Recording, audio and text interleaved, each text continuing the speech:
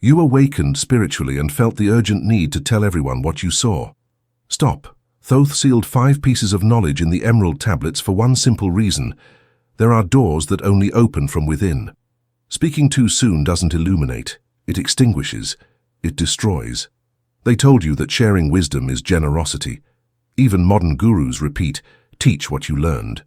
But in the mystery schools of Egypt, whoever revealed certain experiences was removed. Why? Because words about water never make you wet. And trying to wet someone with words creates thirst, not satisfaction. Today you'll see which 5 things the initiate never reveals after awakening. The Hermetic Protocol of silence that protects your advancement and that of others. And the only gesture that transmits the unspeakable without saying anything. First, a warning. The first 90 days is when regression happens most. Not because of what you experienced, but because of what you said. There's a principle Thoth inscribed and then erased from the emerald tablets, the principle of the word that kills. He said, the awakening experience is like perfume. You can describe perfume for hours, can talk about jasmine notes, the woody base, how it evolves on skin. But until someone smells it, actually smells it with their own nose, they've captured nothing, just heard sounds about something they don't know. And here's what happens when you try to transmit the untransmittable. The person hears the words, but since they haven't had the experience, they fill those words with what they already know. You say awakening and they hear permanent happiness. You say unity and they hear loss of individuality. You say emptiness and they hear existential depression. Your attempt to illuminate created more confusion, and worse, created something dangerous, created an idea about awakening in their mind. And now if one day they actually awaken, they'll compare the experience with the idea you planted. And they'll think they didn't really awaken because it doesn't match what you described. You, without meaning to, placed an obstacle on their path. Thoth saw this happen in mystery schools. Students who had genuine glimpses rushed to tell colleagues, and colleagues, upon hearing, created expectations, spent years meditating, waiting to have that same described experience. And the more they waited, the more distant they became. Because awakening isn't something you wait for. It's something that happens when you stop waiting. Breathe with this. Feel the weight of this truth. The first seal Thoth taught initiates was simple. Never reveal your direct experience of awakening, not because it's secret, but because it's useless. Worse than useless. It's harmful. When you wake up, there's a tremendous urgency. You want to grab people by the shoulders and shout, look what I saw, everything is well, always has been. We were looking in the wrong direction, but what happens? The person looks at you with a mixture of confusion and concern. They smile politely, might even say good for you. But inside they're thinking you became strange. And here's what Thoth knew. This reaction isn't their fault. It's impossible for them to receive what you're trying to give. It's like trying to describe the color red to someone born blind. You can talk about wavelengths, can describe how red makes you feel, but you can't give them the direct experience of seeing red. And awakening is infinitely more subtle than a color. So what happens when you insist? You start sounding like someone who's bragging. I had this wonderful experience. I saw the truth. I understand now. And immediately, you created a division. You hear the awakened one. The other person there, the still sleeping one. And by creating this division, you contradicted the very vision you tried to share. That there's no division, no separation, no you and them.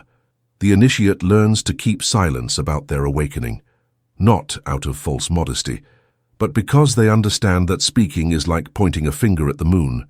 The finger is useful if someone wants to look where it points. But if the person becomes fascinated by the finger, they miss the moon completely. And most, when you try to share, become fascinated by your finger, want to know what you did to awaken, want the technique, the method, the secret practice. But awakening didn't happen because you did something. It happened when you stopped doing and simply saw what was always there. Silence. That's the first seal. The second seal Thoth inscribed was even more subtle. Never reveal the specific methods that worked for you. This seems like a contradiction, doesn't it? If something worked for you, wouldn't it be generous to share? But here's the trap. What worked for you worked because it was right for you at that specific moment in your life. It fit your temperament, your situation, your particular type of confusion. Imagine, you have a headache and take medicine. The pain goes away. Does this mean every person with a headache should take that medicine? Of course not. One person's headache comes from tension, another's from dehydration, another's from lack of sleep. The same medicine doesn't work for everyone, might even harm some. Spiritual practices are exactly like this. What brings clarity to one can imprison another in empty techniques. You might sit in silence, observe breath, and in that observation, suddenly see through the illusion of separate self. But if you tell another person, you need to sit and observe breath, they might spend years doing this and get nowhere. Why? Because their not is different from yours. The key that opens your door doesn't necessarily open theirs.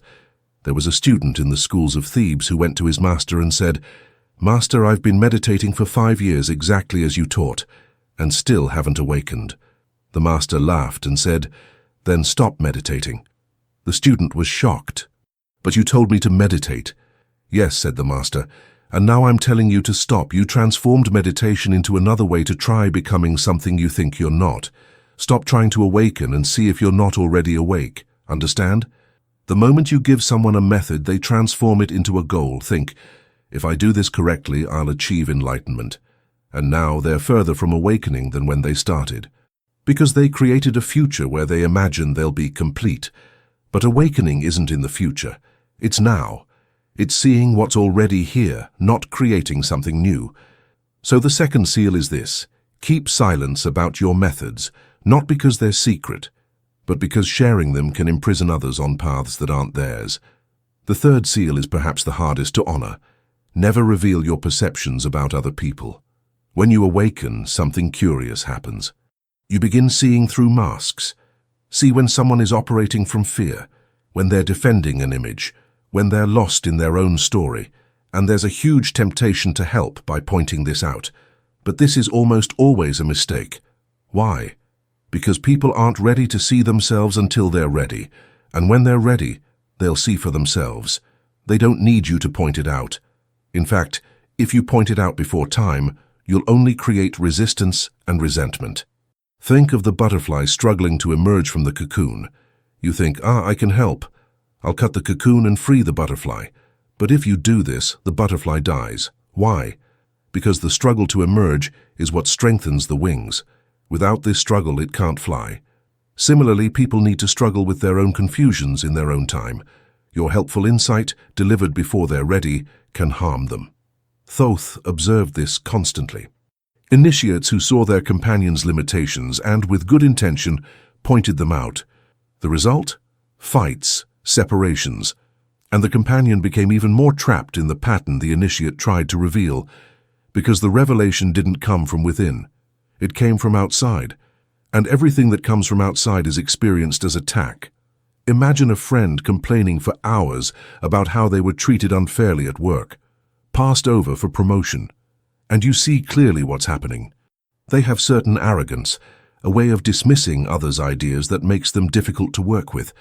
That's the real reason they weren't promoted. But do you say this? No, because they're not asking to see themselves clearly. They're asking for validation of their victim story. If you say, actually, you're arrogant and dismissive, what happens? They become defensive, might even end the friendship, and still won't have seen the truth, because they weren't ready. So you listen. Make sympathetic sounds. And months later, without any push from you, they suddenly say, "You know, I think I was kind of difficult to work with on that project." There it is. The insight arose naturally when they were ready. The initiate trusts this natural process, doesn't run around trying to enlighten everyone, understands that consciousness awakens in its own time, like a flower opening in morning. You can't force the petals, can only create the right conditions and then step back.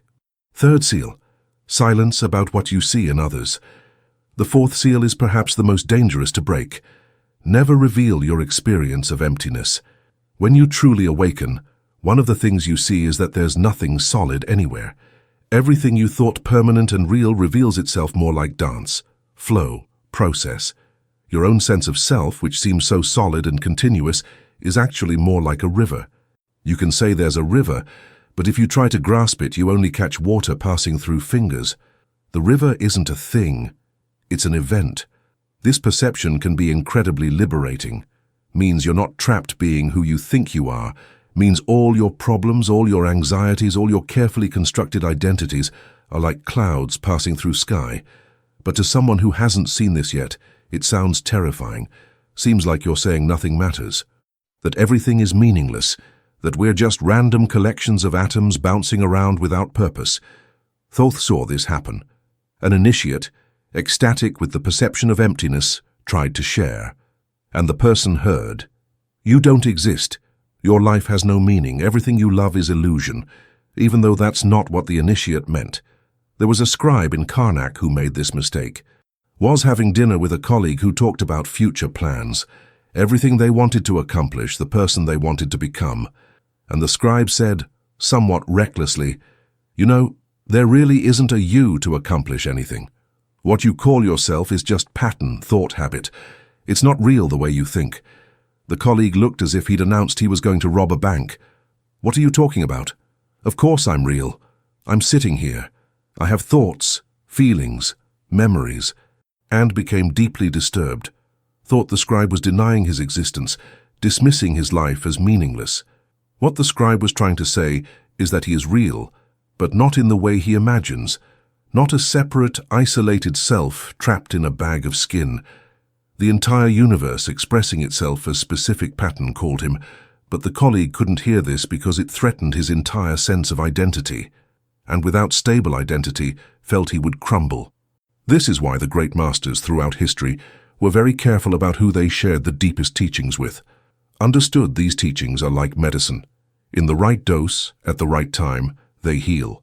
In the wrong dose, at the wrong time, they poison. The truth about emptiness, about existence's lack of ground, must be approached gradually, gently, or it can shatter someone's world before they have capacity to rebuild it. Fourth seal, silence about the emptiness you saw. And the fifth seal, the last Thoth inscribed before erasing, is about freedom. Never reveal your sense of ultimate freedom. When you awaken, you see that all rules, all shoulds and shouldn'ts, all moral codes and social conventions are just agreements. Games everyone decided to play, and you realize you're free to play or not as you choose. But if you announce this, if you say, "I'm beyond good and evil, no longer follow conventional morality because I see it's all invented," people will think you became dangerous, will think you'll start robbing banks or hurting people because you no longer believe in moral rules. What they don't understand is that true freedom isn't freedom to cause harm. When you truly awaken, you see that hurting others is hurting yourself because there's no real separation. The person you hurt is just another aspect of the same consciousness you are. So naturally, spontaneously, you treat others with kindness. Not because a rule says to do this, but because it's what flows naturally from understanding unity. A truly free person follows the spirit of law while being free from the letter of law, acts morally not from fear of punishment or hope of reward, but because moral action is simply what happens when you see clearly. Is kind not because kindness is virtue, but because cruelty would be as strange as punching your own face. But try explaining this to someone who still believes morality comes from external authority, from God or society or some cosmic rulebook. Can't understand how you can be free from moral rules and still act morally. To them it seems like contradiction, so assumes you're lying about your freedom or are secretly immoral and just haven't acted yet. In mystery schools, there was a test. When an initiate reached certain level, they were released into city streets for a week.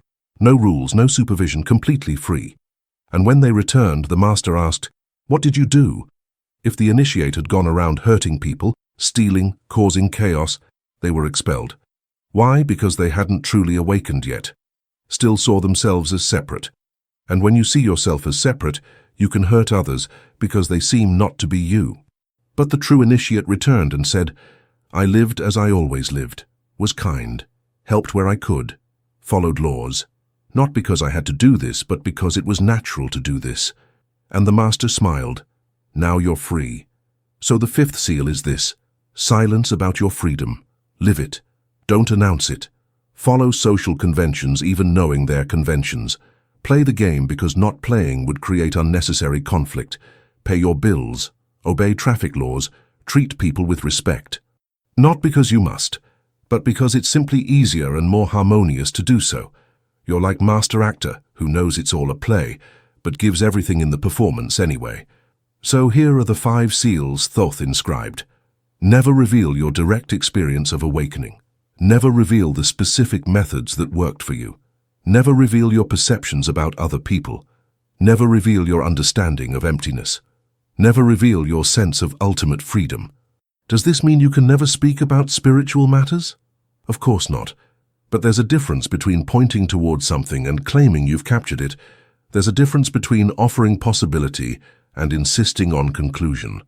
The initiate speaks, but speaks lightly, suggests instead of asserting, invites instead of commanding, knows that words are fingers pointing at moon, and never confuses finger with moon itself. And perhaps most importantly, learned that the deepest teaching isn't in words, it's in presence, in the way they move through the world, in laughter, in silence, in simple being. People might not understand what you say about awakening, but they feel when they're in the presence of someone who's awake. Feel it as a kind of peace, of space, of sense that this person is somehow at home in the universe in a way most aren't. But now you might be asking, if I can't share these 5 things, how do I transmit what I saw? And here's the Hermetic Protocol Thoth taught, the protocol of silence that speaks. First movement, presence. You don't need to say you awakened. Your presence says it. When you're truly awake, there's a quality in your being that people feel. Can't name it, but recognize it. It's like being near water on a hot day. You feel the coolness even before touching the water. People around you will feel something, even without knowing what. And those ready to awaken will naturally approach. Not because you called them, but because they recognize in you something awakening in them. Second movement, listening. When someone comes to you with questions, you listen more than speak. Listen not just to words, but to confusion behind words. Listen to what the person is really asking, not what the words say. And sometimes the real question doesn't want answer. Just wants to be heard, just wants to be seen. And in being seen already begins dissolving. Thoth said, "The master answers the question that wasn't asked, because the spoken question is always superficial. The real question is in the silence between words." Third movement, mirror. When appropriate, you don't teach, you reflect. Someone comes with a problem. Instead of giving solution, you ask questions that help them see their own thinking. You're the mirror in which they can see themselves more clearly. And in that seeing, solution arises naturally. Not because you gave it, but because it was always there, just obscured. Fourth movement, example. You live what you know. If you understand there's no separation, you act with natural compassion. If you see emptiness, you act with lightness, without clinging. If you're free, you act with joyful spontaneity. Your way of living becomes the teaching, more eloquent than 1,000 words. Because people see it's possible to live like this. And something in them remembers, yes, this, I know this. And awakening begins happening in them, not because you taught, but because you lived. Now there's one last thing that needs to be said. In the first 90 days after awakening, you're in what Thoth called the integration period. It's the most delicate moment. Why? Because the vision is still new, still settling, and there's a huge impulse to share, validate, seek confirmation. But this impulse, if followed, can actually reverse the process. How, when you talk about awakening, the mind seizes the experience, transforms it into story, into identity. Now you're the awakened person who had this incredible experience, and subtly you created new ego, a spiritual ego, which is more subtle and therefore more dangerous than ordinary ego, because it disguises itself as humility while seeking validation, disguises itself as teaching while feeding sense of superiority. Thoth saw this happen constantly. Initiates who had genuine glimpses and then, by talking about them, lost completely. The experience became memory. The memory became story. The story became identity. And now they were sleeping again, but dreaming they were awake, which is worse than sleeping without knowing. So in the first 90 days, seal yourself, not as punishment, not as willpower test, but as protection. Protection so awakening can take root. So it becomes not an experience you had, but the way you are. During this period, observe when the impulse to share comes. Don't fight it, just observe. See what's behind it. Is it genuine compassion or desire for validation? Is it natural spontaneity or need to feel special? Most times you'll discover it's the second. And just from seeing this, the impulse dissolves, and silence deepens, and in silence, awakening roots more deeply. So here's the complete protocol Thoth left. During the first 90 days after any glimpse of awakening, practice silence of the 5 seals. Don't speak about the experience. Don't share methods. Don't point out perceptions in others. Don't discuss emptiness. Don't declare your freedom. Just be, live, observe, allow it to integrate. And at the end of that period, you'll notice something curious. The impulse to share will have naturally diminished, not because you repressed it, but because the need for external validation disappeared. You no longer need others to confirm what you saw, because what you saw became so obvious, so natural, that it needs no confirmation. It's like not needing someone to confirm you have hands. You simply have them, there's no doubt. And when you reach this point, curiously, you can start speaking again. But now you speak differently. Don't speak to convince, speak to invite. Don't speak to teach, speak to point. Don't speak of the experience, speak toward the experience. Like finger pointing at moon, but now conscious it's just a finger. And if someone truly comes to you with genuine curiosity and readiness, then yes, speak. But speak like beggar, telling another beggar where to find bread. Not like someone who arrived teaching someone how to arrive. Because the beautiful secret is this: there's nowhere to arrive. We're already there, always have been. Just playing this magnificent game of pretending we're not. During the next 7 days, do this. Every time you feel impulse to share something about your awakening, stop. Breathe 3 times and ask, does this impulse come from love or from need? Does it come from fullness or from emptiness wanting to be filled? Just ask. Don't judge the answer. And on the 7th day, you'll understand something profound about silence. It's not absence of communication. It's the deepest communication possible. If something in this transmission resonated, know it wasn't chance. You recognized what you already knew. And if you feel you need to seal this recognition, go to comments and write only this: I keep the seal. It's not a promise to me, it's a reminder to yourself. That silence isn't weakness, it's the strength that protects awakening until it becomes who you are. Now place your hand over your mouth, feel the silence behind your lips. In that silence is every teaching that words try to reach, but never reach. Breathe 3 times through this silence.